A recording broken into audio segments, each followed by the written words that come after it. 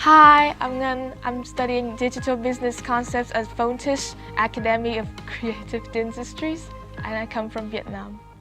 So the reason why I chose DBC course is because it's like a combination of marketing world and digital world, and I've always loved digital things. It's always new and inspiring to me.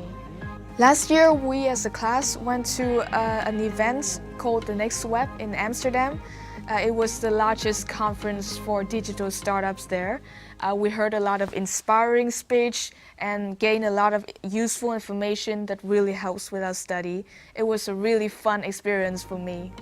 What is special about DBC program is that we get to experience new kinds of teaching methods for every period. It's always new and modern.